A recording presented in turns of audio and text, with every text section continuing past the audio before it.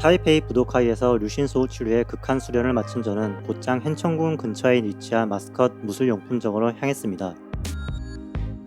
我们叫红军国际有限公司，我们营业30年了，有兴趣的朋友可以来看看。 입구에 들어서자마자 엄청나게 긴 한검이 저를 반겨줍니다. 날 길이가 90cm는 되어 보이네요. 언월도와 나기나타도 보입니다. 주로 긴 무기를 입구 쪽에 배치해 두었습니다. 정교하게 제작된 명나라 장군 갑옷과 전신 갑옷입니다. 마스컷 가게 내의 모든 무기와 갑옷은 구매가 가능합니다. 미니어처로 제작된 검들도 보이네요. 이 작은 칼 정도는 살 수 있을 것 같습니다. 그 유명한 용천보검입니다. 사실 이 검을 보러 여기 왔습니다. 이 용천보검은 국가무형문화재 용천보검 주조기능 계승자인 선신페이 정톤 장인이 제작하였습니다. 그가 제작한 검은 후진타오, 시진핑 등 중국 국가 주석들의 애장품이었고, 이 검은 95대검으로 시진핑 주석의 검입니다. 이 검은 송나라 태조 조광윤의 지룡검을 재현한 작품으로 조광윤은 이 검으로 천하를 차지하였습니다. 도시는 95cm로 상당히 길고 8,000겹의 단조로 제작되었습니다. 도시에는 용, 북두칠성, 해와 달이 입체적으로 조각되어 있습니다.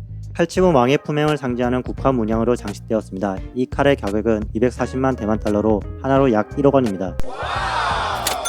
이외에도 정말 다양한 중국 검들이 많이 있었습니다. 한검이나 당나라 검을 재현한 검들이 줄을 이루었는데 칼들이 참 길어 보였습니다. 저는 보통 날길이 73cm의 칼을 즐겨 쓰는데 여기 중국 검들은 날길이만 기본 80cm 이상이었습니다. 가격대는 하나로 평균 200~300만원 정도였습니다. 마치 조선 한도 같은 칼을 발견했는데 물어보니 당나라 칼 시리즈라고 하네요. 검집에 띠돈 유사한 것이 끈으로 되어 있습니다. 여기는 중국검 중에 두 번째로 비싼 투명검입니다. 칼날이 투명은 아니더라고요. 다음에는 카타나 전시관으로 갔습니다.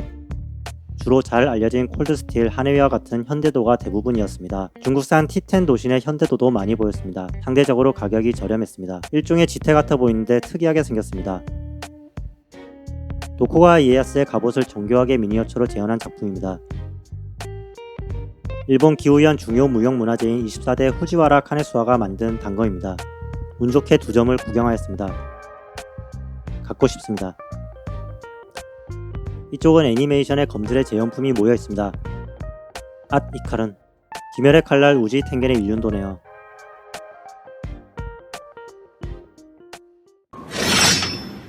(1층) 전시관의 구경을 마치고 지하로 내려왔습니다. 지하에는 엄청나게 많은 나이프들이 모여 있었습니다. 저는 나이프에 대해서는 문외한이라 그냥 구경만 했습니다.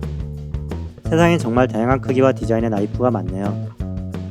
잘은 모르지만 발리송, 쿠구리, 카람빗 같은 나이프들이 많이 있었습니다.